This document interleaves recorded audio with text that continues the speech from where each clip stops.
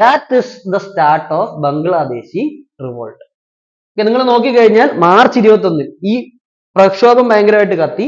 March 21 ഈ പറയുന്ന Mujibur Rahman ബംഗ്ലാദേശിന്റെ separate flag ആദ്യമായിട്ട് ലോഞ്ച് ചെയ്തു. ഇതാണ് ആ ഫ്ലാഗ് ലോഞ്ചിന്റെ പിക്ചർ, അന്നത്തെ പിക്ചർ ആണ്. They are launching. Mujibur Rahman എന്ത് ലോഞ്ച് ചെയ്യാണ്? ബംഗ്ലാദേശിന്റെ ഫ്ലാഗ് റേസ് ചെയ്യാണ്. 3 ദിവസം കഴിഞ്ഞ് 26 ഇത് ബംഗ്ലാദേശിന്റെ ഇൻഡിപെൻഡൻസ് ഡേ ആയിട്ടാണ് കാണുന്നത്. Mujib proclaims free Bangladesh. Times of India വന്ന ന്യൂസ് ആണ് അന്ന്. 23 ഫ്ലാഗ് വന്നു, 26 പറഞ്ഞു ബംഗ്ലാദേശ് ഇന്നോട്ട് ഇൻഡിപെൻഡന്റ് ആവാൻ പോവാണ്. ഓബിയസ്ലി ആർക്ക് പ്രശ്നം ഉണ്ടാവും? Western Pakistan. Obviously this is going to be a problem. Okay. ഇനി ന്യൂയോർക്ക് ടൈംസിൽ നോക്കൂ, അവരുടെ ഒരു ലാംഗ്വേജ് നോക്കിയേ. Leaders of rebels in east Pakistan reportedly seized. അവരാരെയാ റോങ് ആയിട്ട് കാണിക്കുന്നത്? ഈസ്റ്റ് പാകിസ്ഥാനികളെ. കാരണം എന്താ? America is allied with Pakistan. അന്ന് എന്തുണ്ട്? കോൾഡ് വാർ നടക്കുകയാണ്. കമ്മ്യൂണിസ്റ്റ് ശക്തികളും ക്യാപിറ്റലിസ്റ്റ് ശക്തികളും. USSR block, USA block. Pakistan is with ഹും?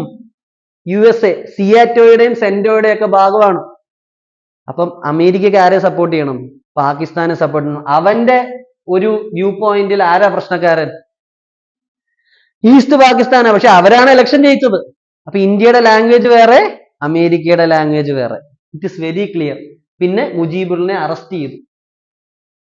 ബംഗ്ലാദേശിൽ കർഫ്യൂ പ്രഖ്യാപിച്ചു. ധാക്കയിൽ കർഫ്യൂ പ്രഖ്യാപിച്ചു. ആരാ? വെസ്റ്റേൺ പാകിസ്ഥാനിലുള്ളവർ. ഇതുവരെ ഓക്കെയാണോ? ഇന്ത്യ നേരിടാൻ പോകുന്ന പ്രശ്നം ഈ ഒരു കർഫ്യൂ പ്രഖ്യാപിച്ച സമയത്ത് ഒരു ഷൂട്ടിംഗ് ആണ്. ധാക്ക യൂണിവേഴ്സിറ്റിയിലെ പ്രൊഫസർമാരെയും കുറെ ഹിന്ദു പ്രൊഫസർമാരെയും എല്ലാം പാകിസ്ഥാൻ ആർമി വന്ന് ഷൂട്ട് ചെയ്തു. ഓക്കെ. ഇതിനെല്ലാം പറയുന്ന ഒരു ഓപ്പറേഷൻ ഉണ്ട്. പാകിസ്ഥാൻ ഒരു ഓപ്പറേഷൻ യൂസ് ചെയ്തു, അല്ലെങ്കിൽ ലോഞ്ച് ചെയ്തു. ഈ ഓപ്പറേഷന്റെ പേരാണ് operation searchlight. Operation searchlight use ചെയ്യുന്നു. They are going to severely injure Bangladesh.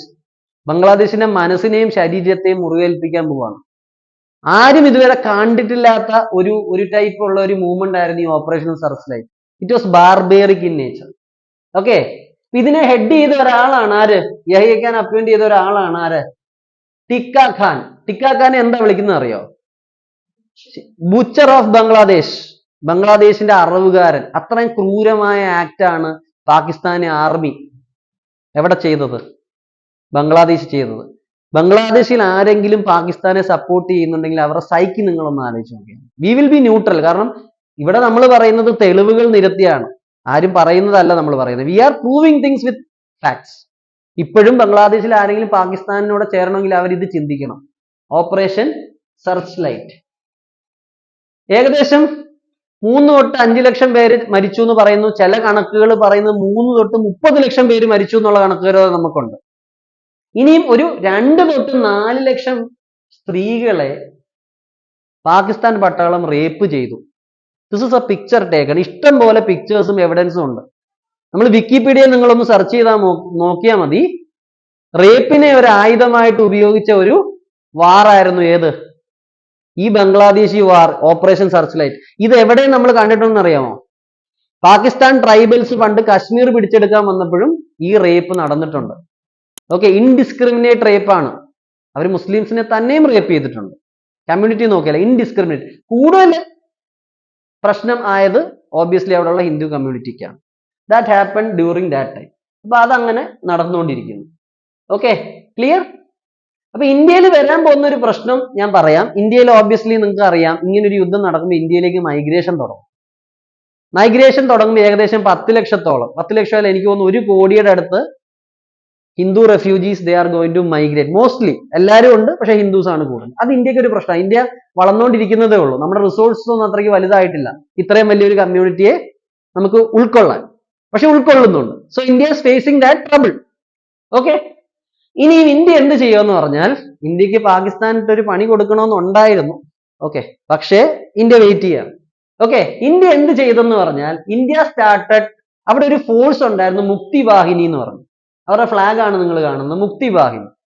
അത് ഈ ബംഗ്ലാദേശിലുള്ള തന്നെ സിവിലിയൻസിന്റെ ഒരു ഗ്രൂപ്പ് ആയിരുന്നു. ഈ ഗ്രൂപ്പിനെ ആര് കൾട്ടിവേറ്റ് ചെയ്തു? ഇന്ത്യൻ ആർമിയും റോയും കൂടെ ചേർന്ന് കൾട്ടിവേറ്റ് ചെയ്തു. റോ starts its activity in Bangladesh. ഇതാരാന്ന് അറിയാമോ? ഇതാണ് RN കോ. ജെയിംസ് ബോണ്ട് അല്ല, ഇന്ത്യയുടെ ആദ്യത്തെ റോയുടെ ഹെഡാണ്. ശരിക്കും ഒരു ജെയിംസ് ബോണ്ട് ആണ്, ഇന്ത്യൻ ജെയിംസ് ബോണ്ട്. ഇപ്പൊ റോ ആരെ കൾട്ടിവേറ്റ് ചെയ്തു? റോ കൾട്ടിവേറ്റഡ് അസെറ്റ്സ് ഇൻ മുക്തി ബാഹിനി. ഓക്കെ, RN കോ. ഇന്ത്യ ഫേസ് ചെയ്ത പ്രശ്നം നിങ്ങൾക്ക് കണ്ടു, വൈഡ് സ്കെയിൽ മൈഗ്രേഷൻ. ഇത് മുക്തി വാഹിനിയാണ്, വൈഡ് സ്കെയിൽ, ഇത് മൈഗ്രേഷൻ ആണ്. മൈഗ്രേഷൻ ഇന്ത്യയിലേക്ക് തുടർന്നു. അപ്പൊ ഇന്ത്യക്ക് എക്കണോമിക് പ്രഷർ, സോഷ്യൽ പ്രഷർ, മനസ്സിലായി? ഇത് പലതും വരുന്നത് നോർത്ത് ഈസ്റ്റിലേക്കാണ്. നോർത്ത് ഈസ്റ്റിൽ ഓൾറെഡി നിങ്ങൾക്ക് അറിയാം ട്രൈബൽസ് ആണ്. അവിടേക്ക് കൂടുതൽ ആൾക്കാർ വന്നാൽ ഓൾറെഡി അവിടെ ഇൻസർജൻസിയുടെ പ്രശ്നവും ചെറുതായിട്ട് വേറെ പ്രശ്നങ്ങളും ഉണ്ട്, മാവോയിസ്റ്റിന്റെ പ്രശ്നമൊക്കെ ഉണ്ട്. അപ്പൊ അവിടെ കുറച്ച് റെഫ്യൂജീസ് വന്ന ആകെ പ്രശ്നമായിരിക്കും. അപ്പൊ India wanted to do something. അവരെന്ത് ചെയ്തു? ഡയറക്റ്റ്ലി ഇടപെട്ടില്ല, ഈ മുക്തി വാഹിനിയെ കൾട്ടിവേറ്റ് ചെയ്ത് Pakistan ആർമിയായിട്ട് fight ചെയ്യിപ്പിച്ചു. Raw was active, Indian raw. Okay, പക്ഷെ പാകിസ്ഥാൻ ഒരു വലിയ മണ്ടത്തരം കാണിച്ചു. പാകിസ്ഥാൻ വിചാരിച്ചു ഇന്ത്യ ഞങ്ങളെ കയറി അടിക്കും, ഇന്ത്യ ഞങ്ങളെ മുറിക്കും, റോ അവിടെ ഓപ്പറേറ്റ് ചെയ്യുന്നു. അതുകൊണ്ട് പാകിസ്ഥാൻ എന്ത് ചെയ്തു? ഒരു പ്രീ എംപ്റ്റീവ് സ്ട്രൈക്ക് നടത്തി. They did a preemptive strike. അതായത് അവർ ഇന്ത്യ ആദ്യം ഇങ്ങോട്ടൊന്ന് കയറി അടിച്ചു, ഒരാവശ്യമില്ല. നിങ്ങൾ ഇവിടുന്ന് കാണാം, ഇവിടെ വന്ന് ഏകദേശം നമ്മുടെ ഒരു 11 ബേസുകൾ അവർ ബോംബ് ചെയ്യാൻ തോന്നി. നമ്മൾ വെയിറ്റ് ചെയ്ത് നിൽക്കുമായിരുന്നു. ഓക്കെ, അവിടെ ആരൊക്കെയാ മേജർ പ്ലേയേഴ്സ്? ഒന്ന് സാം മേനക് ഷോ, നിങ്ങൾ കണ്ടിട്ടുണ്ടോ? പിന്നെ ഇന്ദിരാഗാന്ധി. ഈ അടി അങ്ങോട്ട് അവർ തുടങ്ങിയതും December 3 ഇന്ത്യ വാറിലേക്ക് ഒഫീഷ്യലി എൻ്റർ ചെയ്തു. ആദ്യം വെസ്റ്റിലാണ് ഇന്ത്യ എൻഗേജ് ചെയ്തത്. First India engaged in west. Okay, ആദ്യം വെസ്റ്റിലാണ് ഇന്ത്യ എൻഗേജ് ചെയ്യുന്നത്. ഈ സമയത്ത് USA-യുടെ ഒരു അവസ്ഥ നിങ്ങൾ മനസ്സിലാകും. ഈ ജനസൈഡ് ഒന്നും USA-ക്ക് കാണുന്നില്ല. കാരണം അവന്റെ ജനസൈഡ് ചെയ്താൽ അവന്റെ കണ്ണ് മൂടിയിരിക്കും. The genocide US can't remember but Bangladesh can't forget. US-ൽ ആ സമയത്തുള്ള പല എൻവോയ്സും അംബാസഡറും ഒക്കെ US-ൽ കത്തെഴുതി, ഇവിടെ ഇങ്ങനെ വലിയ ജനസൈഡ് പാകിസ്ഥാൻ ചെയ്യുന്നു എന്നുള്ളത്. പക്ഷേ USA അതിനെതിരെ മിണ്ടിയിട്ടില്ല. അപ്പൊ ഇതാണ് എന്ത് പറയുന്നത്? Selective silence. അല്ലെങ്കിൽ US ഡെമോക്രസി പോയി പ്രശ്നമായി ചാടി വീണേനെ, ഒന്നും മിണ്ടിയില്ല. So this is showing you some kind of hypocrisy from the boss. അപ്പൊ നമ്മൾ USA കളിയാക്കി വിളിക്കുന്ന പേരാണ് ഹോസ് അല്ലെങ്കിൽ ഹെജ്മൺ എന്ന് പറയുന്നത്. ഓക്കെ, അപ്പൊ ഞാൻ പറഞ്ഞു ഇത് December 3 പാകിസ്ഥാൻ ഇങ്ങോട്ട് കയറി അറ്റാക്ക് ചെയ്തു. So what happened? We retaliate. Okay, we started retaliate. ഇവിടെ ആരാണ്? ആരും കാണാത്ത ഒരു റോൾ ആയിരുന്നു അത് റോ കളിച്ചിരുന്നു. പാകിസ്ഥാൻ എന്ത് പറഞ്ഞു അറിയാമോ? We will crush India. ആരാ പറഞ്ഞ്? AK നിയാസി. ആ സമയത്ത് വെസ്റ്റ് ബംഗാൾ, ബംഗാളിലെ ഈസ്റ്റേൺ പാകിസ്ഥാനിലെ ഗവർണറായിരുന്നു. ഈ യുദ്ധം നയിച്ച ആളാണ് AK നിയാസി. ഇദ്ദേഹത്തെ വേറൊരു പേര് വിളിക്കും ടൈഗർ നിയാസി. ഇന്ത്യ നമ്മൾ പൊളിച്ചെടുക്കുമെന്നൊക്കെ പുള്ളി പറഞ്ഞു. കാരണം കൂടെ അമേരിക്ക ഉണ്ടല്ലോ. ഓക്കെ, പക്ഷേ ഇന്ത്യക്ക് ബുദ്ധി ഉണ്ടായിരുന്നു. ഇത് നിക്സൺ ആണ്. നിക്സന്റെ മുഖം ഇന്ദിരാഗാന്ധിയെ കാണുമ്പോഴും ഇങ്ങനെയൊക്കെ തന്നെ ആയിരുന്നു എപ്പോഴും.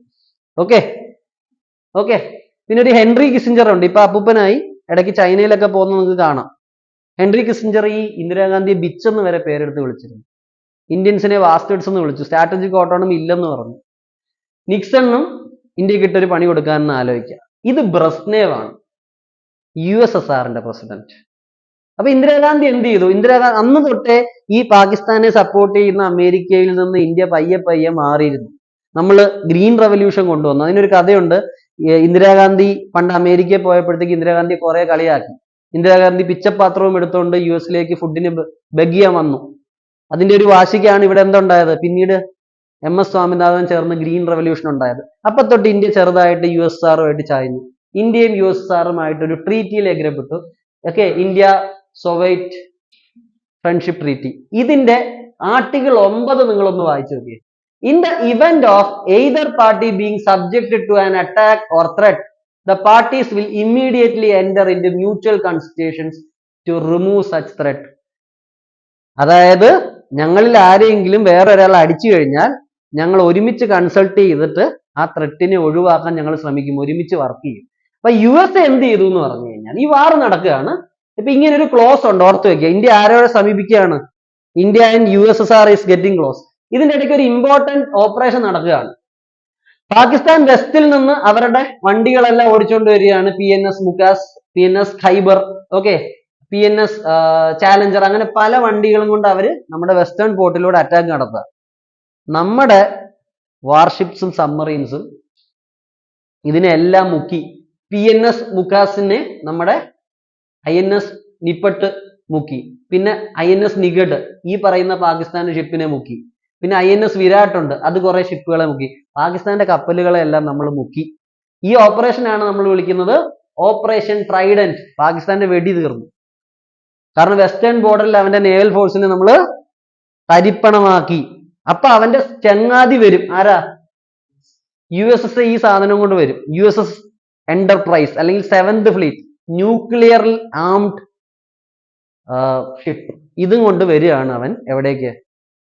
ഇന്ത്യയെ പേടിപ്പിക്കാൻ ബേ ഓഫ് ബംഗാളിലേക്ക്. ബംഗാളിലേക്ക് വന്നപ്പോഴത്തേക്ക് അവിടെ വേറൊരു ചങ്ങാതി കിടപ്പുണ്ടായിരുന്നു. റഷ്യയുടെ പസഫിക് ഫ്ലീറ്റ് ഇങ്ങ് വന്നു. ആ പസഫിക് ഫ്ലീറ്റിന് കൊടുത്തൊരു നിർദ്ദേശം എന്താ അറിയാം? കുറച്ച് സബ്മറീൻസും വിട്ടു. US-ന്റെ ഏതെങ്കിലും ഷിപ്പ് വരുവാണെങ്കിൽ നിങ്ങൾ ഉടനെ അടി കിടക്കുന്നത് നിങ്ങൾ ഒന്ന് പൊങ്ങി വരിക. അതായിരുന്നു ഇൻസ്ട്രക്ഷൻ. അതിന്റെ അർത്ഥം എന്താ? ഇവിടെ ഇന്ത്യ മാത്രമല്ല മോനെ, ഈ ഏരിയ വന്നു കഴിഞ്ഞാൽ USSR ഉണ്ട്, ഇവിടെ പണി കിട്ടും. അപ്പം USA-ക്ക് അത്രയ്ക്ക് വലിയൊരു എസ്കലേഷൻ താല്പര്യമില്ല. അപ്പൊ USA എന്ത് ചെയ്തു? USA ബ്രിട്ടനും ഒക്കെ ടാറ്റ പറഞ്ഞു പോയി. പിന്നെ ഒരു ഹോപ്പ് USA-ക്ക് ഉണ്ടായിരുന്നത് ഈ ടീം സഹായിക്കുമെന്നായിരുന്നു അവരുടെ ഒരു വിശ്വാസം. ആരാ? ചൈന. ഈ ചൈനയും USSR-ഉം അന്ന് വെട്ടിപ്പിരിഞ്ഞ ഒരു സമയമാണ്. കാരണം ചൈന സ്റ്റാലിന്റെ സമയത്ത് മാവോയും സ്റ്റാലിനും വലിയ കുഴപ്പമില്ല, എന്നാലും ചില പ്രശ്നങ്ങളുണ്ട്. പക്ഷെ നികിത ക്രുഷേവ് എന്ന് പറഞ്ഞ പ്രസിഡന്റ് ഉണ്ട്. ഇത് ക്രുഷേവ് മാവോയോട് ഒത്തുപോർന്നില്ല. Chinese and USSR Marxist parties അല്ലെങ്കിൽ കമ്മ്യൂണിസ്റ്റ് പാർട്ടീസ് തമ്മിൽ ഒരു സ്പ്ലിറ്റ് വന്നു. രണ്ടുപേരും തമ്മിൽ ചുറ്റിയ അരിവാളും തമ്മിൽ അടിയായി. ഓക്കെ, അപ്പൊ ഇത് കഴിഞ്ഞ് വന്ന പ്രസിഡന്റിനെ നമ്മൾ നേരത്തെ കണ്ട സെക്യൂരിറ്റി ട്രീറ്റിയുടെ സമയത്ത് ആരാ? ബ്രസ്നേവ് ആണ്. അപ്പൊ ഈ സമയത്ത് ഈ അടിയുണ്ട്. അതുകൊണ്ട് റഷ്യയും ചൈനയും ഓപ്പോസിറ്റിലാണ്. അപ്പൊ ചൈന വരണോന്നൊക്കെ ആഗ്രഹിച്ചു. ഇതിന്റെ ഇടയ്ക്ക് ഒരു യുദ്ധം നടന്നു, ഈ സൈനോ സോവൈറ്റ് ബോർഡർ വാർ 69-ന് ഒരു യുദ്ധവും ഇതിന്റെ ഇടയ്ക്ക് നടന്നിരുന്നു. ഈ പ്രശ്നങ്ങൾക്ക് മുമ്പ് ചൈനയ്ക്ക് ഒടുക്കത്തെ അടി കിട്ടി. ഇപ്പോഴും ചൈനക്കാർ ഓർക്കാൻ ആഗ്രഹിക്കാത്ത ഒരു കാര്യം, പോയ വഴി പുല്ല് പോലും മുളച്ചില്ലെന്ന് കേട്ടിട്ടില്ലേ? ചിലർ പറയുന്നത് ചൈനയുടെ ചില കണ്ടിജൻസിനെ കാണാതെ വരെ ആയിപ്പോയി, ആവിയായിപ്പോയി. അതുപോലെ USSR എടുത്തിട്ട് അലക്കി. അപ്പോ ചൈനയോട് ചോദിച്ചപ്പോ ചൈന പറഞ്ഞു, USSR അല്ലേ എവിടെ കിടക്കുന്നത്, എനിക്കൊന്നും അറിയണ്ട അമ്മാവ, ഞാനിവിടെ എവിടെങ്കിലും നിന്നോളാന്ന് പറഞ്ഞു. അങ്ങനെ USA പ്രതീക്ഷിച്ച പോലെ ചൈന ഹെൽപ്പ് ചെയ്തില്ല. USA-ക്കും ചൈനയ്ക്കും ആരെ ഹെൽപ്പ് ചെയ്യാൻ പറ്റിയില്ല? പാകിസ്ഥാനെ ഹെൽപ്പ് ചെയ്യാൻ പറ്റിയിട്ടില്ല. Okay, clear? This is what happened.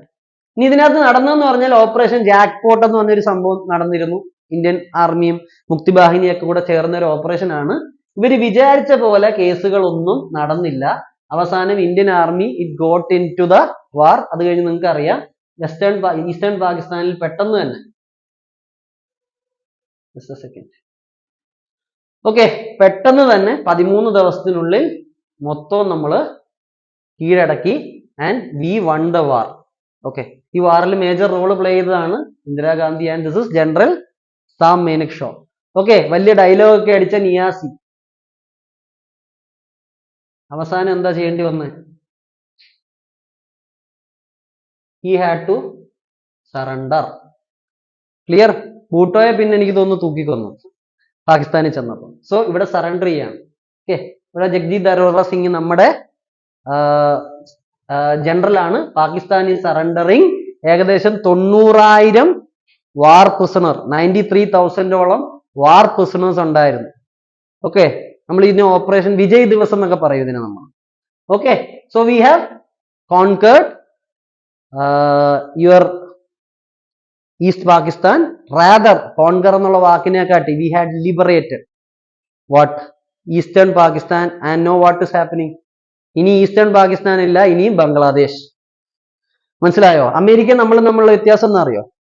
America അഫ്ഗാനിസ്ഥാനിൽ കയറി ലിബറേറ്റ് ചെയ്യുമെന്ന് പറയും, കുറെ സ്ഥലത്ത് ലിബറേറ്റ് ചെയ്യാൻ ചെല്ലും, എന്നിട്ട് വർഷങ്ങളോളം അവിടെ നിൽക്കും. ഇന്ത്യ അങ്ങനെ ചെയ്തില്ല. നമ്മൾ അവിടെ ചെന്ന് വേണമെങ്കിൽ നമുക്ക് ആ സ്ഥലം പിടിച്ചെടുക്കായിരുന്നു, ചെയ്തില്ല. അവിടെ ഡെമോക്രസി ഉണ്ടാക്കി നമ്മൾ തിരിച്ചുപോയി. That is what India did. Sheikh Mujibur റഹ്മാനെ 72-ലായപ്പോഴത്തേക്ക് തിരിച്ച് he's returning to Bangladesh to become its leader. Okay, അപ്പൊ നമ്മുടെ ഫസ്റ്റ് പാർട്ട് ഇവിടെ അവസാനിച്ചു. അപ്പൊ അമേരിക്കയുടെ ഇൻട്രസ്റ്റും പാകിസ്ഥാൻ ഇൻട്രസ്റ്റും ഒക്കെ മനസ്സിലായോ? അവിടെ ഒരു ബംഗ്ലാദേശ് അവർ ആഗ്രഹിച്ചിരുന്നില്ല. ക്ലിയർ?